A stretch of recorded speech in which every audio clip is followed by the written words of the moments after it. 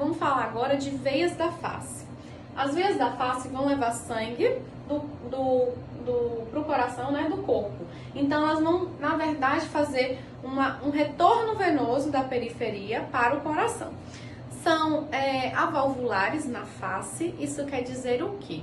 Que nas extremidades, né, nos membros inferiores, você precisa de válvulas naquelas veias para que elas tenham o retorno sanguíneo para o coração. Mas quando a gente fala de veias de face, a gravidade ajuda e para ter esse retorno sanguíneo para o coração fica mais fácil. Então são veias avalvulares, sem válvulas, para poder fazer o retorno. E isso é um problema, por quê?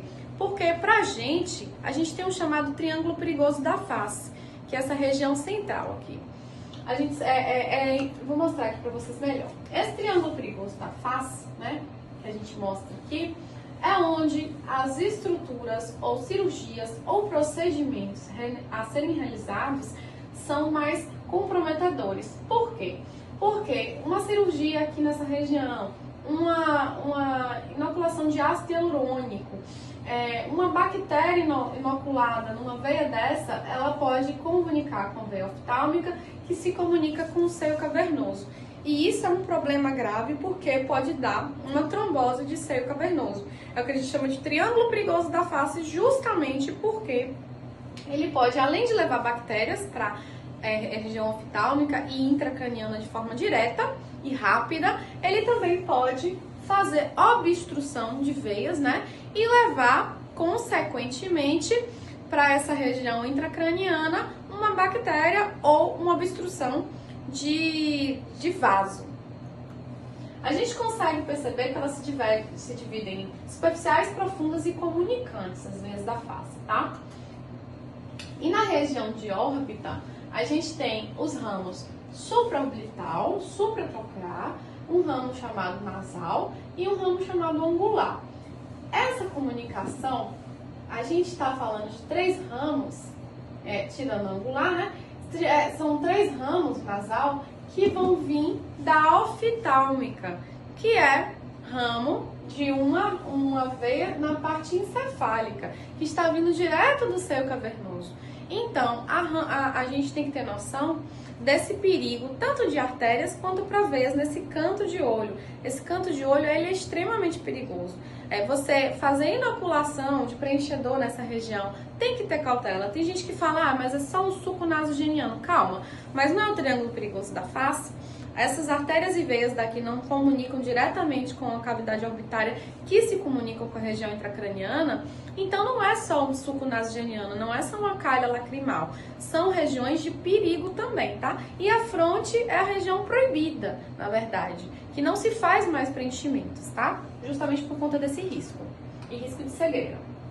Aqui eu consigo mostrar bem para vocês que da veia angular a gente tem comunicação com a supratroquear e supraorbital e comunicação com a oftálmica superior. E diretamente também uma comunicação direta com o seio cavernoso, acho que vocês conseguem ver aí.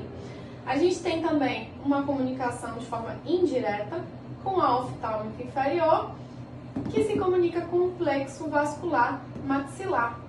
Isso eu vou mostrar melhor lá na frente também, porque isso aqui é outro risco que a gente tem quando faz cirurgias em cavidade bucal, ou, por exemplo, bichectomia, que pode fazer uma inoculação de bactéria para a região de forma direta, né, de região de assoalho de órbita, através da comunicação do plexo venoso com a oftálmica inferior, e essa comunicação também pode ir para o seio cavernoso.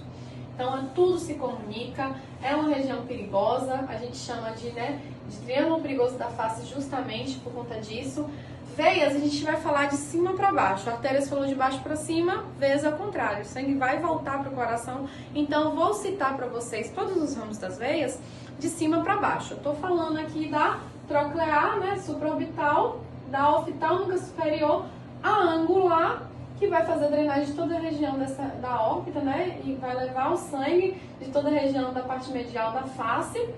A gente tem também na sequência a veia facial, com o mesmo nome da artéria facial, e caminha com o mesmo trajeto da artéria facial. Você vê que a gente também, que a gente chama de veias satélites, porque elas têm tanto o mesmo nome quanto o mesmo trajeto da artéria que elas acompanham, tá? Aí aqui a gente vai ter a conexão desse plexo pterigóide chamado de veias maxilares para a região intracraniana, que vai conectar com o oftálmico inferior, que vai se conectar com o seio cavernoso. Então, cirurgias bucais nessa região posterior dos dentes e cirurgia de bichectomia, quando infeccionam, existe um grande risco também de levar a meningite, de levar a uma contaminação oftálmica, de dar um problema grave para o seu paciente, tá? Então, tem que ter cautela, porque infecção para mim é um dos piores problemas de qualquer tipo de atuação, seja na harmonização, seja cirúrgica, seja dentária, tá bom? Aí a gente tem também a veia temporal superficial, que vai seguir a mesma forma que a artéria, tá? E dando ramos, tanto frontal quanto parietal, fazendo drenagem dessa região. A gente vai ter a veia alveolar inferior, a auricular posterior e a retromandibular, que a maioria da drenagem da face desemboca na retromandibular, tá? E a gente vai ter a jugular interna, que é onde desemboca praticamente todo o sangue que está sendo drenado da face, tá? É o contrário das artérias. A artéria que irriga é a artéria principal para a face, né? É a artéria carótida externa. A veia, a principal para a face, é a jugular interna. A jugular externa, ela não é tão importante em termos de drenagem de face, porque o que ela pega praticamente é só a parte de veia temporal superficial, a drenagem da temporal superficial, ok? Aí a gente consegue ver todo um plexo venoso em comunicação. Veias acaba sendo até mais fácil, tá? Existe inclusive uma veia chamada veia profunda da face, que é importante ser citada por quê? Porque é uma veia que vai estar também na região da bola de Bichat e que também pode ser lesionada. E ela é visível quando você analisa o ducto da parótida e você percebe azulado na mucosa jugal, e é a veia profunda da face. Existem as comunicantes, né, a submentual, a veia facial comunica junto com a artéria facial, e a veia labial inferior, labial superior, nasal. Elas recebem o mesmo nome, têm o mesmo trajeto da artéria e vão desembocar na veia braquiocefálica de cada lado. Na verdade, a gente vou explicar melhor aqui para vocês. Essa região aqui que a gente falou, a gente vai ter uma veia chamada braquiocefálica direita, tá? A língua, só para citar, porque não é o nosso foco da harmonização, ela também vai ter uma drenagem venosa com o mesmo nome das artérias que eu já citei para vocês: dorsal, sublingual, aqui a veia profunda da língua. E como é que funciona essa formação da veia cava superior, né, que fica acima do coração? Do lado, né, que a gente vai ter veia jugular interna e veia subclave, vai formar uma veia braquiocefálica. E a veia braquiocefálica direita se junta com a veia braquiocefálica esquerda e forma a veia cava superior. Para entender melhor, a gente consegue visualizar aqui, ó. A gente percebe que a braquiocefálica direita se junta com a braquiocefálica esquerda e forma a veia cava nessa região superior. E vai desembocar no coração, levando o sangue das extremidades para o coração. A gente terminou veias, vamos começar a inervação. Eu vou citar nervo trigêmeo para vocês, porque eu já falei do facial. Todos os outros pares cranianos, a gente tem 12 pares cranianos, eles estão associados a cada tipo de região específica. Mas para a harmonização facial, essa aula completa de nervos não convém, até porque ficaria extremamente cansativo e realmente não convém porque não é a nossa área de abordagem, tá? Eu citei o facial, que é da mímica, né, que na verdade dá motricidade aos músculos da mímica facial, e agora eu vou citar o trigêmeo, que a gente precisa analisar, porque ele vai dar sensibilidade a praticamente toda a região que a gente trabalha da face, tá bom? Ele leva informações de sensibilidade geral à face, ele é o mais importante da odontologia, né? E pra gente é importante por quê? Essa parte sensitiva vai nos interessar porque ele vai nos auxiliar na anestesia. Quando a gente tiver que anestesiar alguma região para cirurgias ou para fazer procedimentos estéticos, tá? E também para entender o que foi feito de errado quando a gente lesiona um nervo, né? Uma região, obstrui uma região com nervo, enfim. Eles têm fibras chamadas esteroceptoras, né? E proprioceptoras. E elas vão levar, no caso das proprioceptoras, não proprioceptivas, elas vão levar estímulos da ATM, dente, palato duro, músculos da mastigação. A gente sabe que o trigêmeo é um nervo misto. Então, por ser um nervo misto, ele vai ter uma parte motora, que vai fazer motricidade de que músculos da face? Se o facial faz a motricidade dos músculos da mímica, o trigêmeo faz a motricidade dos músculos da mastigação. Aí você pode ver pterigóide, lateral, medial, masseter, temporal, tudo isso vai estar alterando e se movendo por conta, miliole, enfim, por conta do trigêmeo, da parte mandibular do trigêmeo, da parte que a gente chama mista, que é motora e sensitiva, ok? Bom, ele tem origem aparente na parte lateral da ponte, na região posterior do crânio, né? E se dirige para a parte petrosa, temporal e penetra na fossa média do crânio. E vai dar 3 ramos. O que interessa pra gente é exatamente isso, os 3 ramos do trigêmeo. Ele vai dar um ramo chamado oftálmico, que vai sair pela fissura orbital superior. Ele vai dar um ramo chamado maxilar, que vai sair pelo forame redondo. E um ramo mandibular, que sai pelo forame oval e entra na face. O oftálmico é o primeiro. E ele vai interessar pra gente porque ele vai dar sensibilidade dessas regiões anteriores aqui da fronte. Bom, ele tem um supraorbital superior na área oftálmica, né? E vai dar ramos lacrimal, frontal e nasociliar. O lacrimal é importante porque ele vai para a glândula lacrimal, dá sensibilidade e recebe um nervo comunicante chamado zigomático, né? A qual vai dar fibras, vai dar para a glândula possibilidade de secretar, tá? Mas o lacrimal ele não é secretor, tá? Ele é sensitivo. Ele é inervado por impulsos aferentes para a glândula lacrimal, conjuntiva e pele da pálpebra superior. Então, quem dá sensibilidade à pele da pálpebra superior é a região, né, o nervo lacrimal. Aqui a gente consegue visualizar bem o seu trajeto, vocês dão para perceber aí, né? Deixa eu focar bem aqui. O trajeto do lacrimal ele é fininho e caminha lateral à órbita para ir para a glândula lacrimal. Aí a gente consegue visualizar, ó. Aqui o lacrimal e indo para a glândula, ou saco lacrimal.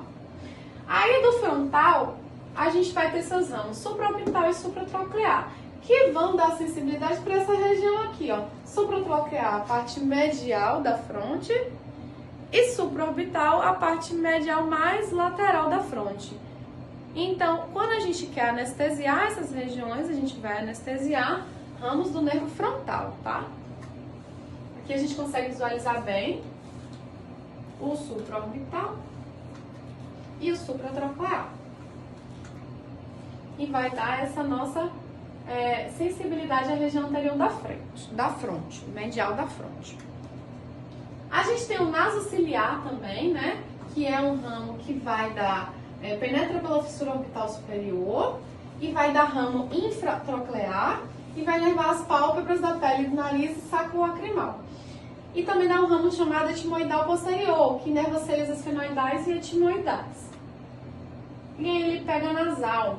Então, às vezes, você fazer anestesia nessa região mais medial do nariz, você consegue pegar esse ramo chamado etimoidal anterior e conseguir anestesiar esse dorso nasal, que às vezes a gente utiliza para poder anestesiar, para poder fazer fios de sustentação. Às vezes algumas pessoas ainda fazem ácido hialurônico. Então, a anestesiar etimoidal anterior, que é aqui no cantinho do olho, você consegue pegar um nervo que é chamado nasal. Bom, nasociliar é um outro ramo. O nasociliar é comunicante com gânglio ciliar e nervos túnicas oculares. Ele também vai ter, né, ramo etimoidal anterior, que dão os nasais internos e nasal externo, e também nos auxilia, que é aquilo que eu estava falando para vocês. Essa região aqui medial, a gente consegue fazer a anestesia do etimoidal anterior, que dá ramo nasal externo. E os ramos nasais internos, eles vão inervar as partes anterosuperiores da mucosa das paredes do septo nasal. A gente consegue visualizar melhor ramos nasais externos e aqui a região de ramo nasal interno, todo ramo do etimoidal anterior, ok? O oftálmico. Bom, é importante frisar um detalhe do nervo oftálmico. Ele faz parte de um reflexo corneano e juntamente com o nervo maxilar do reflexo palpebral. Em situações normais, a estimulação da córnea ou aproximação súbita do objeto ao olho vai causar um feche automático das pálpebras. A gente está falando daquele reflexo protetor de pálpebra, que não depende só do oftálmico, mas quando o oftálmico é lesionado, a gente não tem esse reflexo e, consequentemente, a gente vai ter um problema de fechamento de pálpebra. Aqui a gente vai ter nervo maxilar, tá? Que caminha pela fissura orbital inferior e todos os seus ramos pertinentes a terço médio de face, alveolar superior anterior, alveolar superior médio, alveolar superior posterior, nervo infraorbitário, os zigomáticos. Aí a gente tem um monte, né? A gente vai ter zigomático temporal, zigomático facial, a gente vai ter palatino, que são os ramos do esfenopalatino, palatino maior, palatino menor. A gente vai ter os ramos nasopalatino, que vem também dessa região, né, de gângulo pterigo-palatino.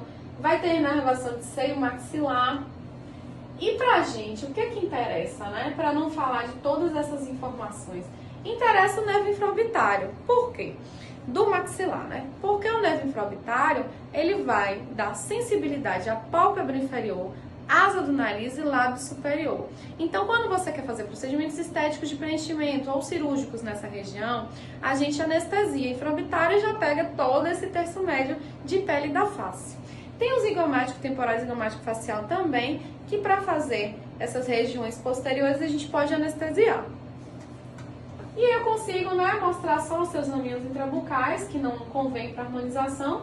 A gente aqui tem o zigomático facial, que eu falei, para inervação lateral do zigoma. E o infraorbitário, que é o que nos interessa de fato e vai inervar essa região medial da face. Para não me estender muito, eu vou terminar com o mandibular, para essa aula não ficar tão mais longa do que já está, não é mesmo? E o mandibular, o que interessa para harmonização? A grosso modo, para harmonização facial, o mandibular interessa o seu ramo bucal, que vai para o bucinador, que a gente anestesia, né? A gente utiliza também o mentual, que a gente anestesia para pegamento e lábio inferior.